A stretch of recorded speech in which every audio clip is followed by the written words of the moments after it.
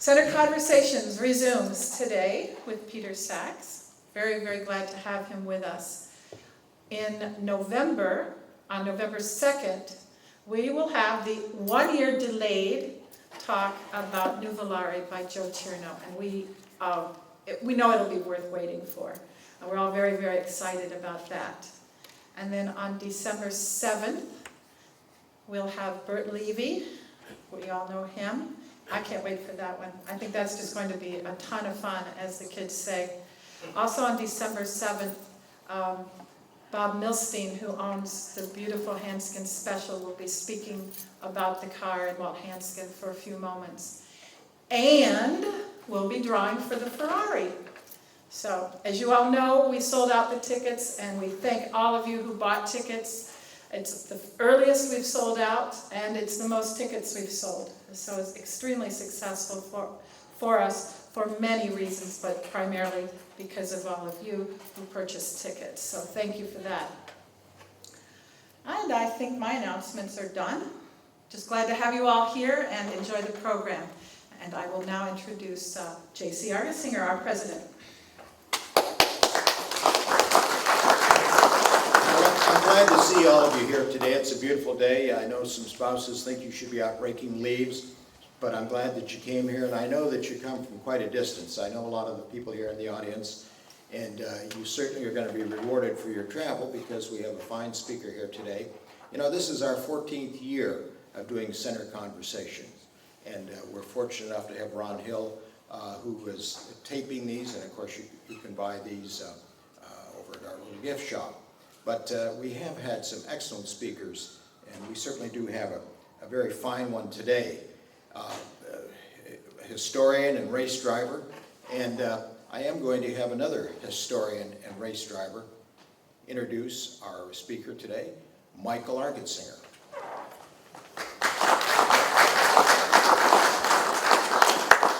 Well, thank you, J.C.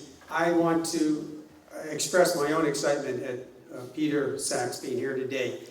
He's really one of us. He's a racer, he's an archivist, he believes in preserving the history of the sport just as all of us do, demonstratively by our presence here today.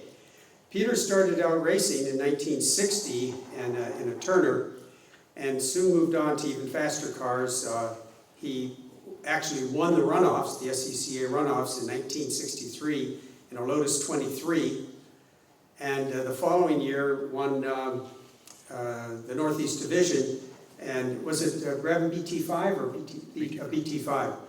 And has continued racing, has done all forms of racing, raced for a remarkable length of time, always with success, raced in the Grand Am Series, and also did a fair amount of vintage racing, and it's really for that reason alone, we're excited to hear his presentation today. But also, he is one of the true conservators of our history, and most notably with his Clementaski collection. But in so many things he does, just today he was hugely helpful to our staff as we talked about certain conservation methods and techniques. So without further ado, I shall ask you all to join me in bringing Peter Sachs to the microphone.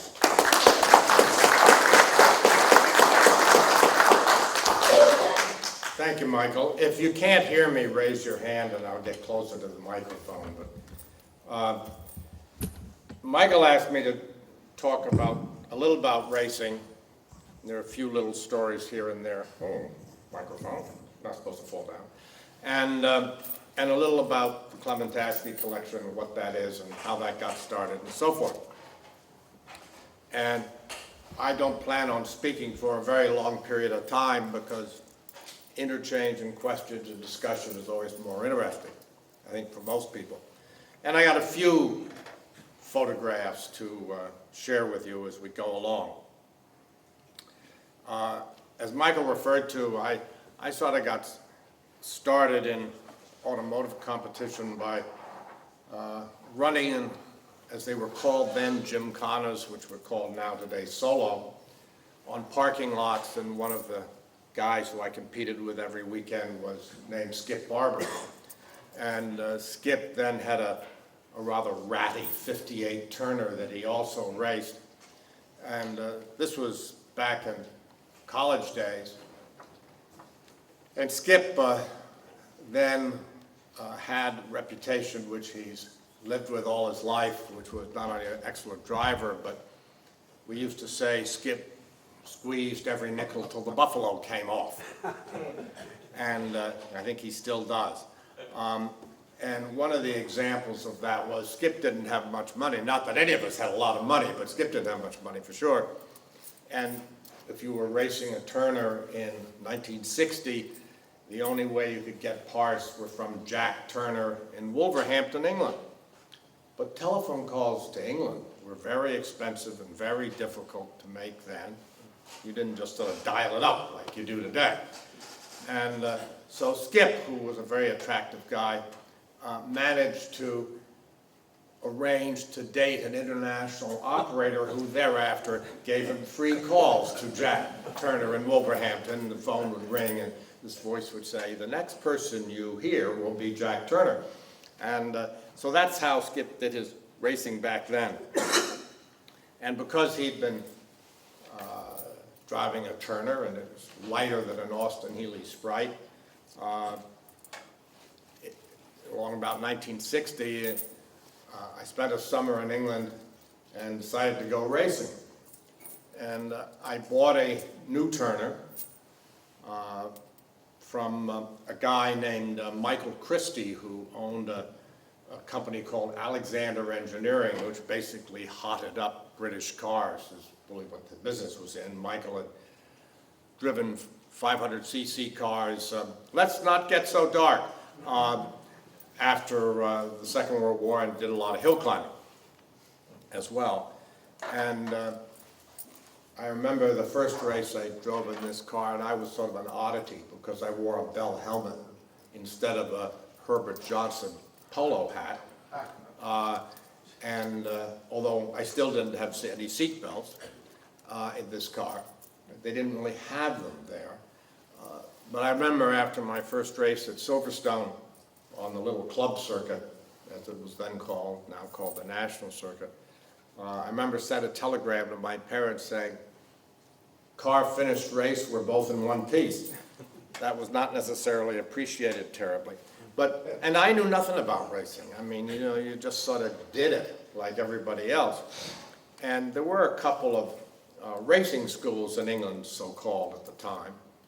One was run by, Michael may remember, the Cooper Car Company, and at Brands Hatch on the club circuit. Well, it really wasn't a racing school. I guess someone at Cooper thought, if we get these guys down driving one of our cars, maybe we'll discover the next Juan Manuel Fangio. Well, that wasn't going to happen. But anyway, they had a 1100 bobtail and a sort of detuned F2 car. And the idea was you would ride around in the minuscule passenger seat of the bobtail while the guy who was there driving for Cooper showed you the line, and if that didn't terrify you totally so you couldn't possibly get in a single-seater, they would then put you in this detuned Formula 2 car, and you would follow this guy around the Brands Hatch circuit, and I think it cost you £1 a lap or something like that. And so I did that, did my 5 laps, or ever how many laps they gave you. Of course, there's no seatbelt at all. And they thought I went pretty quickly, so they said, "We're going to ask you back." Well, the second time, I didn't go very much faster than I did the first time, so they didn't ask me back again, that's for damn sure. But also went out to Snetterton, had a race there, and also there was a guy who ran a driver's school at Snetterton, who was probably a name well known to all of you, named Jim Russell, who was a famous Formula 3 driver. And I remember Jim showing me how to shift a Deke Elva Formula Junior at Snetterton one afternoon, but you didn't really learn anything, I mean, as far as racing was concerned, I mean, because I don't think they knew very much about racing. So then I was in the Army for a year, and I had a friend at college who had a connection at Chevrolet. And he had run, I don't know, I guess it was an Impala or whatever they were back then, at Bonneville with some factory support. And of course, anyone who thinks that the Chevrolet or GM or any of the other car companies were out of racing because of the AMA ban in 1957 is cuckoo. They just did it under the table. And Chevrolet had two, as they called them at the time, back doors. One was Jim Rathman in Melbourne, Florida, and the other was Bill Thomas in California. And I had my friend introduced me to a guy at Chevrolet named Walter McKenzie, who was sort of Chevrolet racing as it then was. And we came up with an idea, which was to take a new car they just manufactured called the Chevy 2. As you remember, it had a 4-cylinder engine or a 6-cylinder engine, sort of an economy car. Chevrolet's version of the Ford Falcon. And we sold them on the idea of stuffing a fuel injection Corvette engine in it and a 4-speed gearbox and a big car rear axle and going to 15-inch wheels and all that kind of stuff. And that we would, if they would do this for us, we would take the cars to England and run them against the Jaguar sedans over there. Saloon car racing, as it was then called, or as the British called it, balloon car racing. And they did. My car was built by Jim Rathman and Smokey Unick, both of whom you've probably heard of. And I had a friend from Massachusetts, Charlie Kelsey, who came from Indianapolis, who had done quite a bit of racing, certainly far more than I ever had. And his car came out of Bill Thomas's shop in California. And of course, in order to race in Europe, they had to be homologated. And indeed, they were. Chevrolet filed homologation papers with the FIA. I don't have them anymore, and nobody knows where they are or anything. Nobody's ever been able to find them. And it was a dealer-installed option. Of course, most dealers couldn't possibly have installed this option. They wouldn't know where to begin. You had to change the chassis a bit in order to do this, and suspension pickup points, it was all different. So we went back to England with these two cars, and we ran them out of Alexander Engineering. That was the only place I knew over there. And we drove them to the races, and we raced. And our principal competitors were fairly well known. Got to know John Coombs from Guildford, who ran two 3.8s, one for Roy Salvadori and one for a guy named Graham Hill. And then Tommy Sopwith had a couple of cars. These were all sort of factory cars, and his drivers were Mike Parks and Jack Sears, and Jack Sears has remained a friend ever since. They were pretty fast. I mean, our cars were fast in a straight line, but they were totally undeveloped, and they didn't stop very well, even though we modified the suspension quite a lot. So I have a picture. Picture man. That's the Chevy 2 at Silverstone, Cope's Corner, and understeering a bit. And we took the front bumper off because that's the only way we could keep the engine cool. And you see we're holding the hood down with some bungee cord, I think. And they were a little light in the back, but they got to 150 miles an hour pretty damn quick. And I remember sitting on the front row at Snetterton once with Graham Hill next to me in a Jaguar, and that was pretty exciting stuff, except he disappeared into the distance pretty quickly. But we won a couple of races, and actually we would try and get, of the two cars, we could try and get one car to race me, you know, in a condition to run. I mean, this is pretty shade tree, you know. And one time, Charlie won a race at Brands Hatch one afternoon in the spring, and this was the first race ever held on the Grand Prix circuit, which had just been completed. And I remember Roy Salvadori was there with John Coombs' Jaguar. On the last lap, when Charlie came around Clearways, the last corner onto the front straight, with Roy about 2.5 feet behind him, the thousands of people, and I mean thousands of people in the grandstand, all stood up and started waving white handkerchiefs. They thought the most wonderful thing was to see the Jaguars get beaten. And so as I say, I won a race at Crystal Palace that year, and it was all, you know, for a couple of nuts, it wasn't a bad thing. And at the end of the year, I got another car, a little Lotus 23, which I bought from Ian Walker, who had been running it the prior year in '62 over there. And a guy named Paul Hawkins and I towed it out to Heathrow and flew it back to Boston.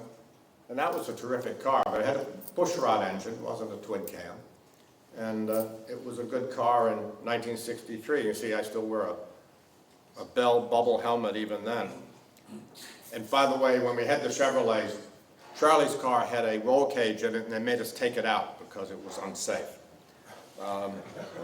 Sort of the way things were in those days. And then, here's another picture taken the same way. Anybody can figure out where those two pictures were taken? In America? Thompson, last two corners of George Weaver's Thompson course, 10 and 11. And the next year, this is me and my mechanic, Terry Secker. I guess we won a race once at Thompson, in that car.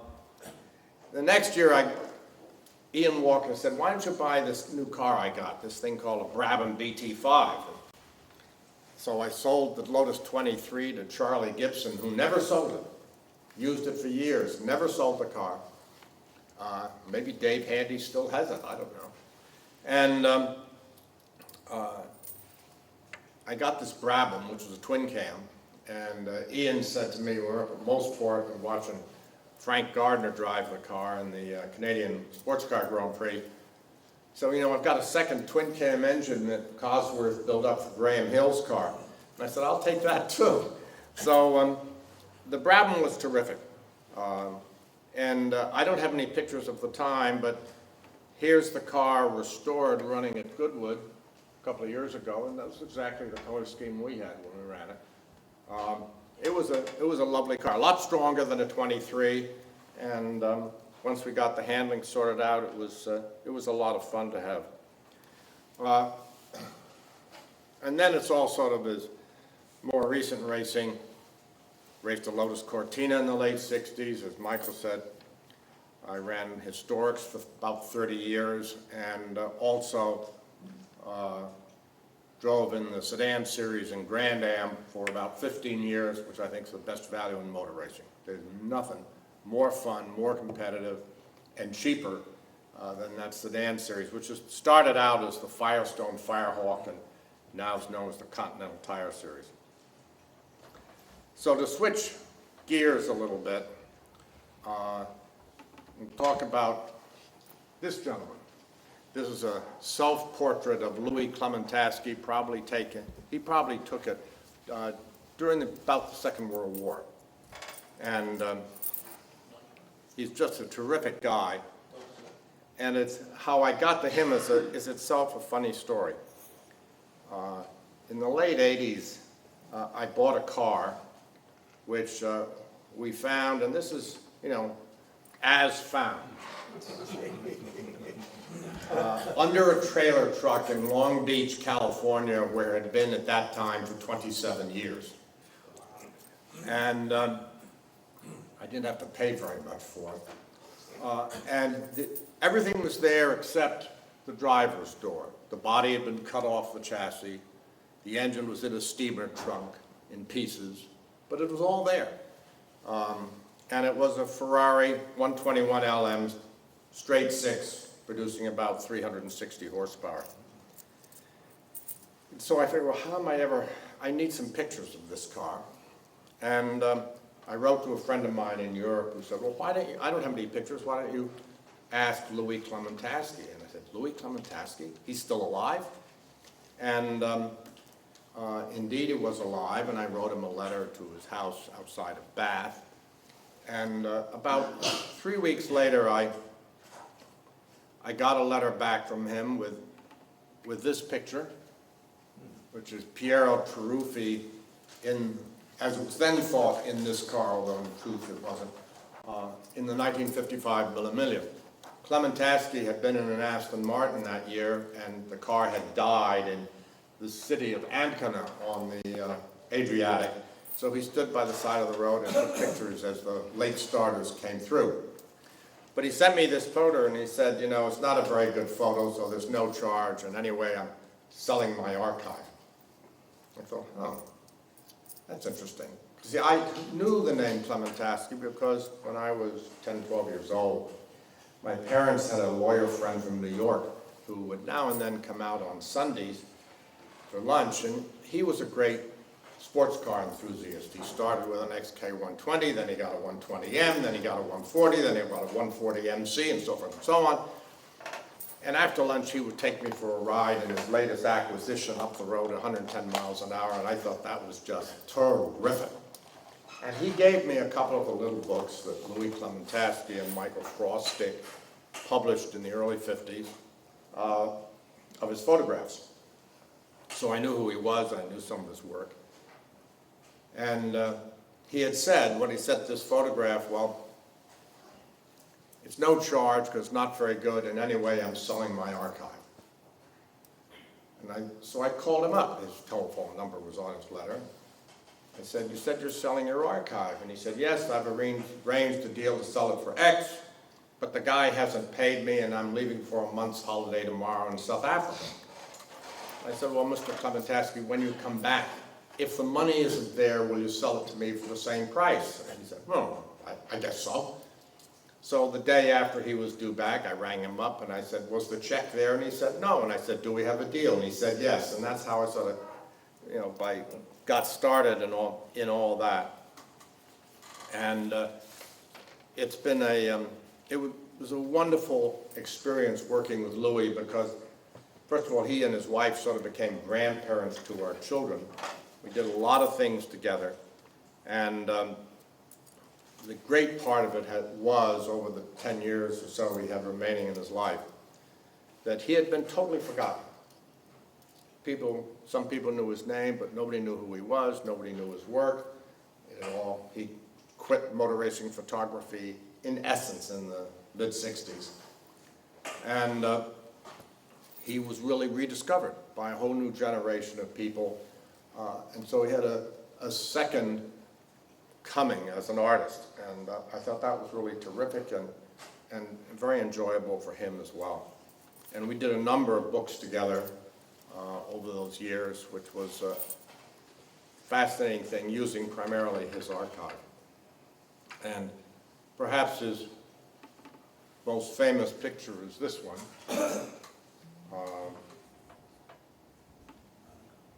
Which is Fangio at Mirabeau Corner at Monaco. And if I move it over, you can probably see it better. That's better. And it's a marvelous picture. He was staying in a hotel, and he went out for morning practice and stood on the balcony of his room and took a series of photographs. The interesting thing about Louis' work was he would go to a race meeting and take 3 rolls of film, maybe, max. Maybe 4, and that's it, 100 pictures. So his ability to take this kind of photograph was amazing. Through a strange set of circumstances, as you may know, he ran 5 times in the Mille Miglia as a navigator, and he actually created the first example of what Dennis Jenkinson made famous in 1955. He had it before that, the little roll of instructions with things, I've got pictures of it, of what he had. So it was very similar to what Jenkinson used with Sterling Moss. And in '57, he was riding with Peter Collins, and of which this is the most famous Mille Miglia photo, perhaps of all time, taken in the mountains before Rome. And years later, through a set of fortuitous circumstances, I ended up with a car. And he and I went back in the Mille Miglia in '96, in the historic one. In the car he had been in with Peter Collins, and he always referred to it as my car. And rightly so, I must say. Over the years after that, I was fortunate in getting a number of other archives. And One of them is an interesting story. There's a fellow who just died named Nigel Snowden, who was the main photographer for Autocourse, and you cross the street, you have a lot of copies of Autocourse, British motoring annual. And one day I saw some pictures that a Dutch fellow had in a magazine, but he said they were pictures by Nigel Snowden. So I called up this guy in Holland and I said, where do these pictures come from? He said, well, the guys who own them, which was a man named Anthony Pritchard, let me use them. So I called up Anthony Pritchard and said, do you want to sell this Snowden stuff? And he said, yes, very definitely I do. And so he told me where it was, and it was in a back office of a forklift repair facility in the Slough Industrial Estate. When I arrived there, it was a November day, and it was freezing cold, absolutely freezing.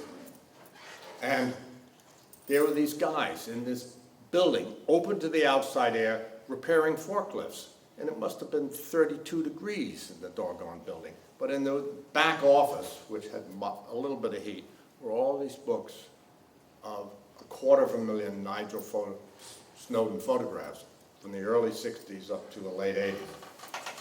So I was lucky enough to end up with those. And it's perhaps one of Nigel's most famous pictures is this one of Gilles Villeneuve, taken in 1979 at Zolder, where he was ultimately killed. But it's a wonderfully dynamic picture, and one which a lot of people have enjoyed.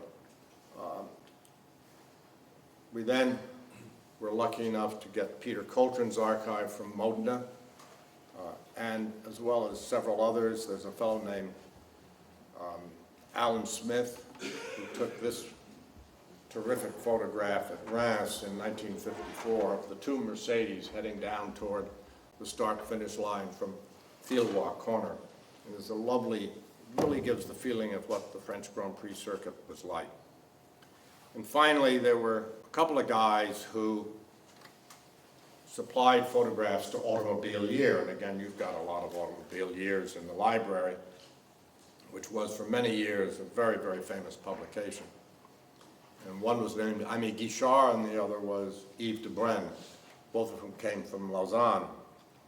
And Yves' photographs, here's one of Fangio at Monaco, which is a superb, he did early color in the 50s. Nobody took color then. As Louis Clementasky said, any picture you took in color you don't be able to sell because nobody would print color. And however, Yves de Bren's most famous photograph is this one, of Juan Manuel Fangio at the Nürburgring in 1957, taken at Brünken, and is, I think, one of the finest auto racing photographs ever taken. So when we end up with all these pictures, we try and have a document that you can get, which you can download from our website. This is a compilation of all the races by year, test sessions, auto shows, single-spaced by year that we have. It doesn't tell you, it just tells you how many photographs we have from each one. This list you can download, I think, is now 72 or 73 pages long, just listing the events. So if you're interested in a particular race or other automotive event, you will find it in here, and there's, you see the list of photographers whose work is included in this list. And that's about it. Happy to talk about any part of this, or there are always a couple of car stories, cars and barns and that kind of thing. Happy to mention some of that if any of you want, but that's the end of the prepared part of this anyway. Yes, sir. Just as a point of interest, I have a copy in my library of Clementasky and Frostic's Motor Racing Circuits of Europe. And I believe that most of Clementasky's rides were with Reg Parnell, were they not? Started with Reg Parnell. In 53 and 54, he drove with Paul Freyer in 55 and Peter Collins in 56 and 57. And that's one of those half a dozen books that were published by Clementaski and Frostick in the 50s. Sir? Whatever happened to the Charles Lytle collection? I really don't know. We can tell you. Okay. His family sold it to a state senator in Oregon. And we have one of the books that he came out with on Mercedes at Indianapolis. I've forgotten his name, but we have it. Pardon? I can't remember. Yes? You said you didn't learn much about racing at the Cooper and Jim Russell schools. Was that because they weren't conscious about what made cars go fast in those days, or that they didn't bother to teach you, or what? I'm sorry, it's hard to hear. First of all, my hearing is terrible, and your voice is a little terrible too. You said you didn't learn much at the Cooper and Russell schools. Was that because they didn't know that much consciously about how to drive fast, or that they didn't bother to teach you, or what? You know, nobody in those days, with the possible exception of Sterling Moss, and he wasn't telling anybody,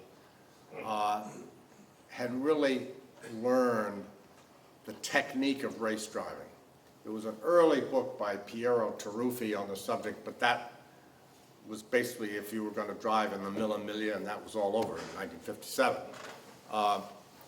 No one had done what ultimately Mark Donahue did, perhaps more than anybody else, with thinking about the traction circle or how to use trail braking in a front-engine car, which was really developed originally by Sterling Moss, but popularized, of course, by Bob Bondurant. And that kind of training just didn't exist then. You know, you could say to someone, how do you take the... I used to follow Doc Wiley around my first year racing in the States because he seemed to have a pretty good line. He seemed to go pretty fast. I don't think he knew any more about why he was doing it than I did. Just the way it was then, you know? Same with Fangio, he just intuitively knew but couldn't say?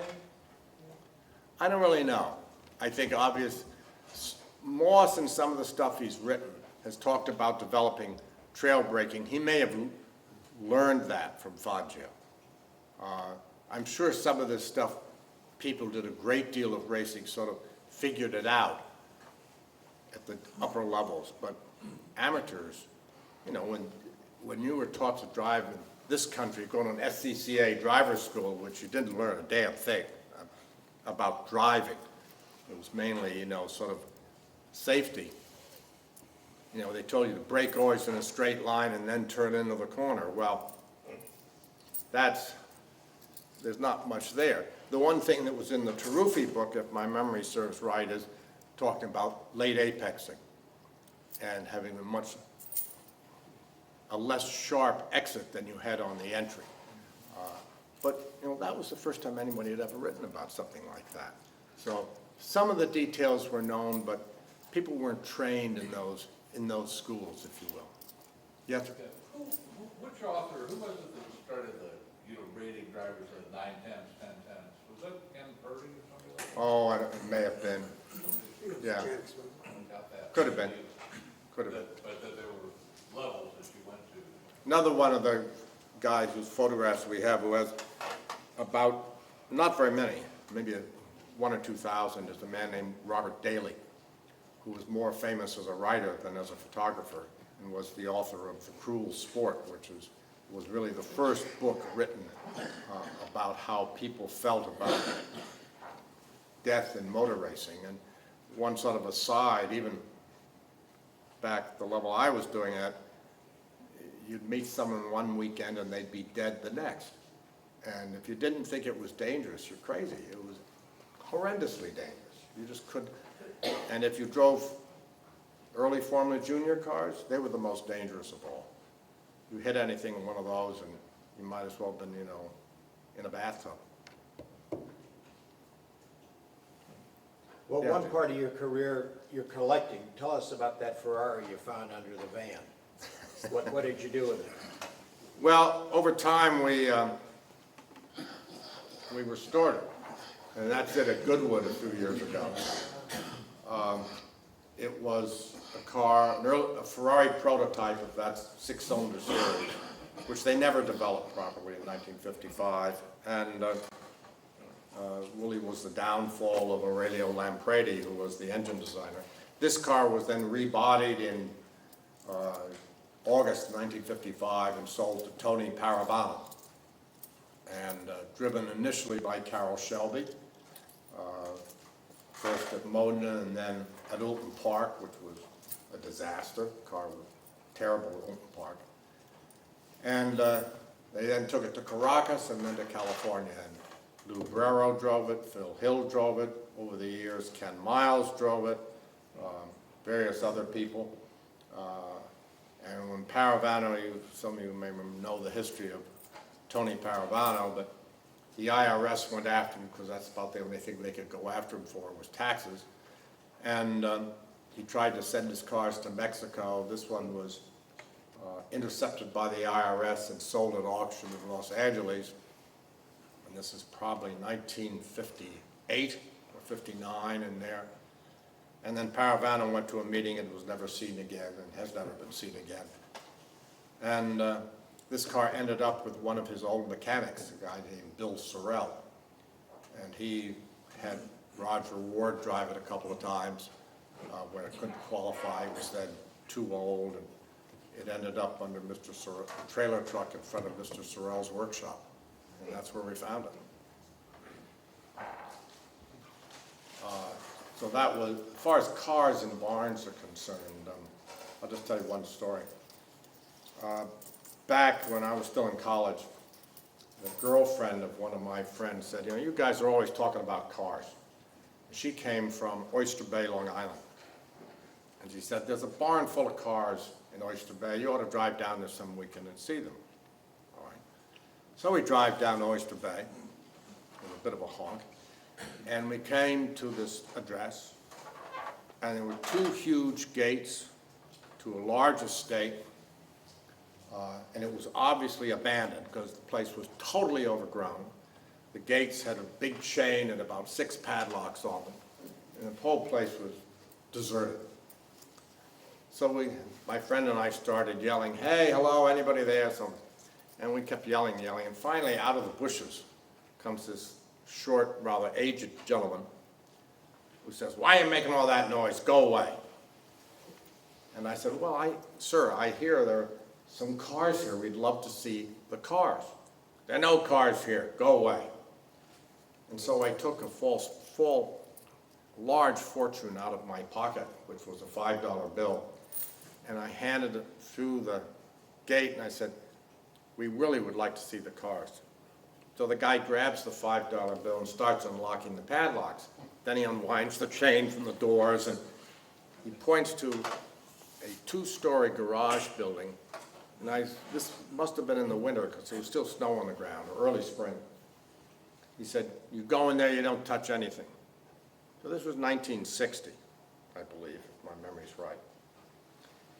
So we walked into this building, and there were 8 or 9 cars on blocks in the building. And they had 1939 World's Fair plates on them, 20 years before.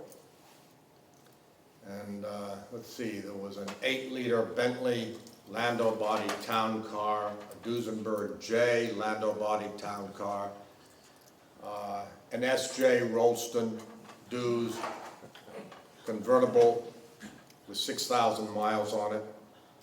There was a 540K single finger roadster with real alligator skin upholstery, virtually new. There was an aluminum boat-tail 6-cylinder Isotta Fraschini Spider, an Alfa Romeo 1750 Zagato, and 2 Bugattis, 35 and 37. And they each had racing numbers painted on the side. And of course, they had been used by the owner and a friend in the 1939 World's Fair Grand Prix. And the owner of these cars, it turned out, had been a man named Wallace Bird. And in 1940, Mr. Bird decided to learn to fly airplanes and was killed immediately thereafter in an airplane. And his wife had decided she was going to leave. She went to Switzerland. She left the estate in the care of this gentleman who had met at the gate, and she had never been back. She still lived in Switzerland. This I found out by sniffing around and talking to a lawyer I found in New York, and so forth and so on. So I sort of forgot about everything. And one day I picked up, about 6 months later, I picked up a copy of the old Life magazine. And there was an article in there about a doctor in Zurich who had just been arrested because he had a racket which was to befriend old widows, get them to put him in their will, and then poison them. But he'd made a mistake with respect to his most recent victim, Mrs. Wallace Bird.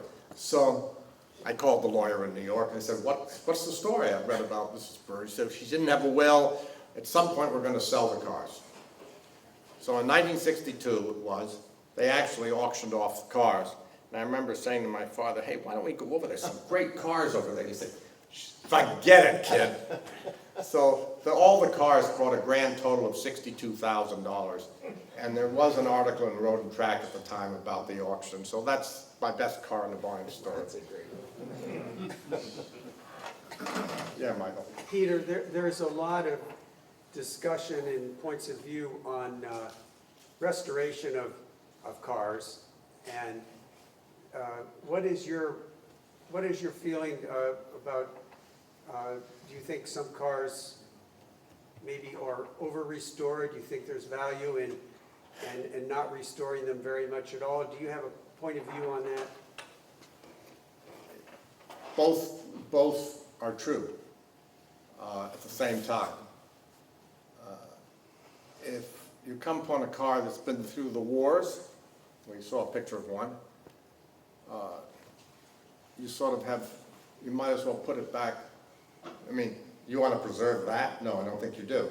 So you want to put it back the way it was. And that is all the original metal in the body. I mean, just the driver's door is the only piece that's not part of the original bodywork on that car. On the other hand, the people have gotten very enthused about this sort of thing about preservation classes, even out at Pebble Beach. And Miles Collier, the great guy, is very enthused about this and about preservation, all of which is fine. I'm a little cynical because if you dig something up that's been in a garage for the last 15 years and you say, I'm going to preserve it, well then aren't you really preserving it in the state of decrepitude that nature has had it arrive at? And so, whereas there are cases where you would be wise not to destroy the artifact. In other words, not do something that's not recoverable. There are things you can do in paintwork today where you paint something over with certain of these materials which can be removed afterwards. And so it's sort of up to choice. I think, yes, I think people have totally over-restored things. They come out looking like a Japanese model instead of the way they really looked. And that's, as far as I'm concerned, that's ridiculous. If you're going to restore something, it should end up looking the way it was, not like came out of some kind of marvelous machine, you know, because they didn't look that way then. So I think there's validity on both points, but it all comes down to judgment at the time. I mean, there was a guy who died, it's another car in the barn story if you want, who had a 250 Testarossa Spider, had never raced. He bought it new, never raced it, just drove it on the street, the only one like this. And when he died, that car was totally, absolutely, unquestionably original, the way it came from Ferrari at that point, over 30 years before. And the person who bought it had it completely restored and destroyed an artifact. So there are cases where you don't want to touch it. You may touch it mechanically, but then you have destroyed some effect of what was there. I mean, it's not a black and white thing, I think. It's a very, very gray area. Yes, sir. Many of our vintage cars are being purchased as investments and stored away in garages. And as a former investment banker, your thoughts on the practicality of investing in these cars? Many of them I know are going to Europe and Asia and never to be seen again by the racing public. Yeah, I don't quite what to say, except I think there's a good chance there could be a considerable collapse of this market in the not too distant future. It is the ultimate thin market, and at the top of it, these cars are bought, they're not sold. And price is just a function of what it takes to break one of these things loose. And it's cloud cuckoo land as far as I'm concerned. I mean, the cars I have, I bought when nobody wanted them, and I don't believe something I paid $100,000 for 30 years ago ought to be worth $50 million. That's nuts. And I bought them for racing. And so I think there's a lot of risk. There are a lot of people who've allowed a lot of stuff to be pulled up in value by what's going on at the top to levels that it isn't worth. And they've been buying that stuff on borrowed money, and if interest rates go up and the value of these things flattens out, you know, there are a lot of people going to run through that door at once or try to. And this, you know, past is prologue. I mean, this all happened in 1990, you know, same doggone thing. Now, the top-end cars are in much stronger hands than they were then. But a lot of the, well, I'll call more normative stuff, could have a comeuppance. Maybe it's something that should happen, I don't know. Anybody else? Thank you all very much. Yes, sir? Did Clementaski drive at all, or was his thing just photography? I'm sorry? Did Clementaski drive at all, or was his thing just photography? He did some driving in the 20s. And he was born in Manchuria, where his father was the Willis dealer in Manchuria. And he was Polish, Russian background. And he was sent to England for his education after the First World War. And he took some pictures way back, but none of them exist anymore.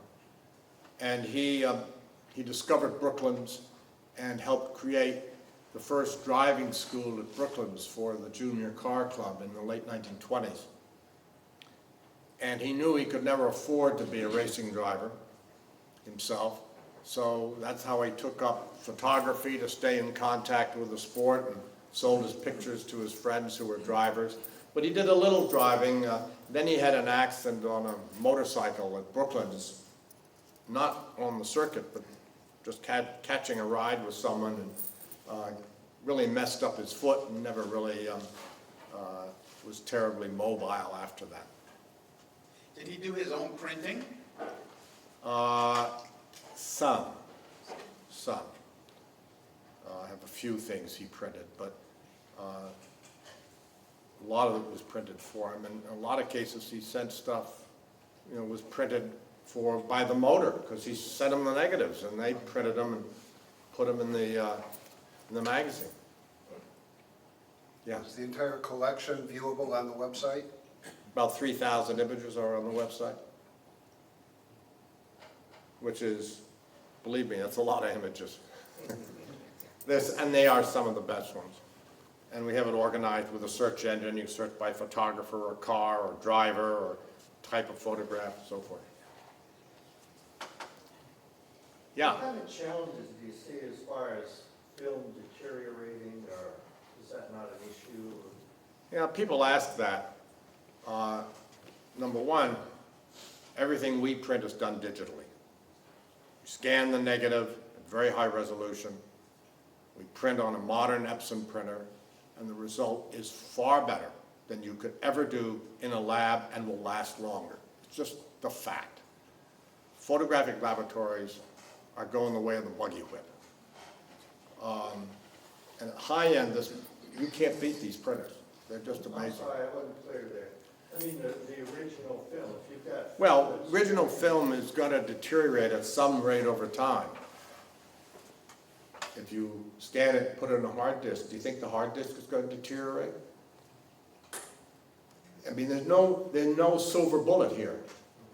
In other words, we've scanned at high res about 1% of the archive. And I would make the argument, if you look at any roll of film, maybe 1% is about the number of good pictures. The others may be pictures, all right, but nothing nobody would want, or the only person who wants that picture is the guy who owns the car, if he does know you have it.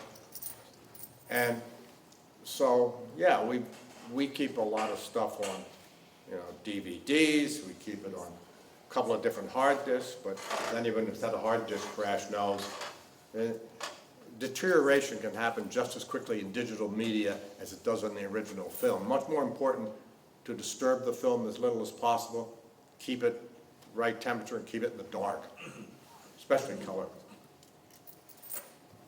Do you have in your archives any motion pictures? No, nothing. Those photos, if somebody wanted a picture, could they be purchased? You can through- buy any picture in any size you want right off our website.